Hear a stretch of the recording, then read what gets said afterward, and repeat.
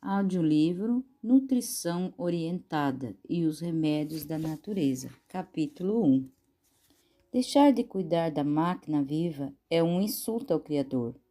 Há regras divinamente indicadas que, se observadas, conservarão os seres humanos livres das enfermidades e da morte prematura. Medicina e Salvação, página 49. Dizemos comumente que a saúde é um dom. Está certa a afirmação, até o ponto em que tenhamos em mente apenas aquela que veio com o início da vida, mas a que nos acompanha até ao fim de nossos dias deve ser planejada. Mais que isto, entretanto, ter saúde ou ser sadio o tempo todo é um dever sagrado, porque não pertencemos a nós mesmos. O apóstolo Paulo assim se refere a isto: ou não sabeis que o nosso corpo é o templo do Espírito Santo, que habita em vós, proveniente de Deus, e que não sois de vós mesmos, porque fostes comprado por bom preço? Glorificai, pois, a Deus no nosso corpo e no vosso espírito, os quais pertencem a Deus. 2 Coríntios, capítulo 6, versos 19 e 20. A nossa responsabilidade, portanto, não pode ser minimizada nem desprezada. Homens e mulheres fazem planos para todas as suas atividades nesta vida, menos para a saúde. Quando querem criar galinhas ou coelhos, compram uma dúzia de livros sobre estes animais e aprendem tudo o que podem a respeito de seu alimento, seus hábitos e problemas. Preparam-se para enfrentar as doenças desses animais e para mantê-lo tão sadio quanto possível. Mas quando dois jovens planejam casar-se e sabem que de sua união poderão advir filhos, não compram sequer brochura sobre criança e como mantê-las vivas e com saúde. Nada sabem sobre seu próprio organismo, suas necessidades físicas, sua saúde, seu alimento e muito menos sabem a resposta de crianças. A respeito de crianças, nos diríamos que parece haver uma espécie de torpor estúpido a manter os seres inteligentes completamente inconsciente e alheio nesta questão de magna importância. Conhecem regras de jogo, nomes de clubes, cidades nacionais e estrangeiras, nomes de cavernas, montanhas, rios, generais, estadistas do presente e do passado. Decoram poesias, melodias e letras de cânticos. Os mais inúteis sabem princípio de matemática e de outras ciências, até de todas as ciências, mas nada sabe sobre saúde e como conservá-la. Isto me faz lembrar uma jovem, filha de vizinhos nossos, quando comprou seu primeiro carro. Diariamente ela passava pelos postos de gasolina para abastecê-lo. O moço atendente, depois de vender a gasolina, sempre perguntava delicadamente: "E só isto, senhorita?" "É só", respondia ela, e prosseguia. E certa manhã ela chega ao posto de gasolina, nervosa e quase chorando, e pede para alguém ir ali perto ver o carro, que ela achava ter-lhe acontecido alguma coisa grave. Quando atentamente chegou e verificou, viu que o motor estava fundido. Nem um pingo de óleo no cárter. Então ela perguntou à jovem: "Quanto tempo faz que trocou o óleo a última vez ou adicionou mais? Espantada, ela responde: Óleo? Eu não sabia que o carro precisava de óleo. Eu lhe punha gasolina todos os dias, mas nunca pensei em outra coisa. Assim agem os homens a respeito de seu corpo.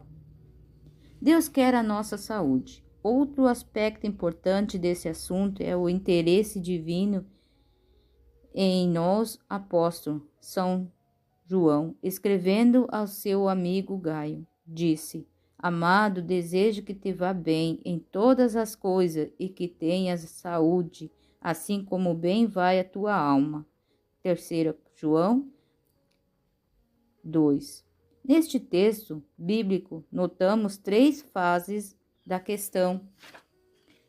Deus quer que sejamos próspero em todas as coisas, em que te vá bem em todas as coisas, diz João.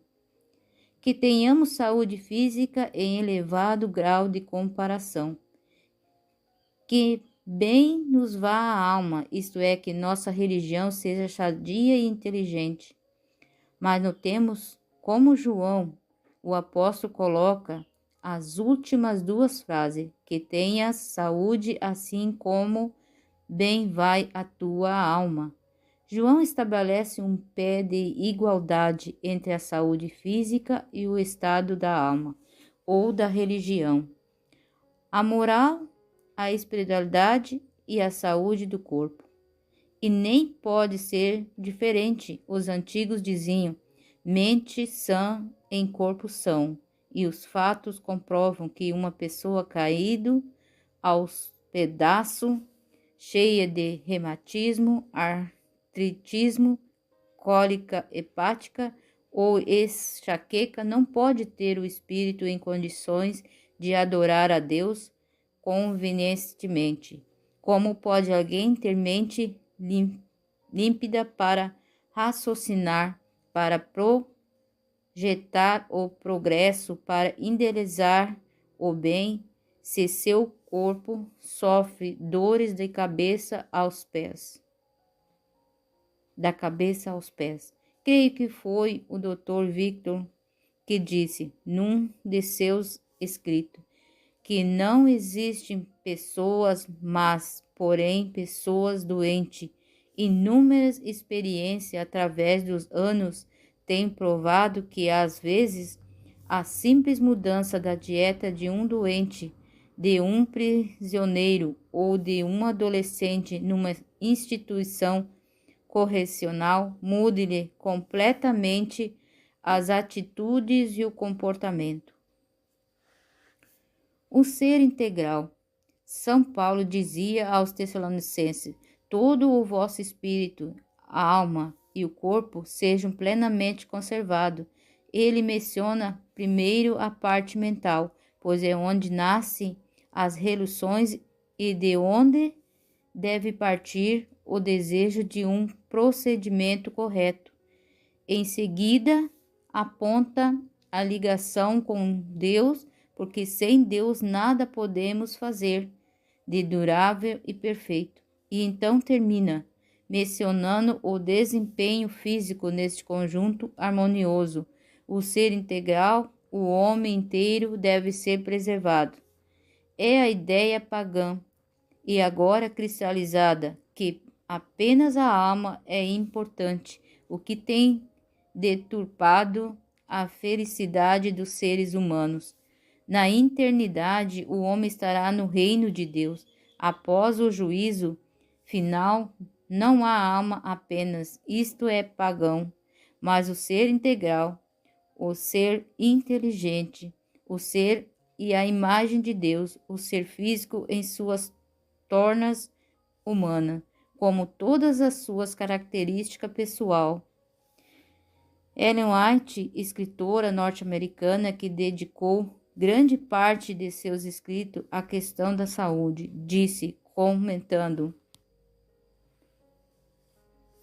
palavras de Paulo: ninguém que professe piedade considere com indiferença a saúde do corpo. Existe uma estreita afinidade entre a natureza física e a moral. E então ela se maravilha com os possíveis resultados de um procedimento harmônico, dizendo que não seriam os homens e mulher acaso tivesse compreendido que o cuidado do corpo tem tudo que ver com o vigor e a pureza da mente e do coração. Não basta estarmos em condições de nos arrastarmos para o trabalho ou para a escola, gemendo e murmurando com enxaquecas, reumatismo, varizes, prisão de ventre e obesidade.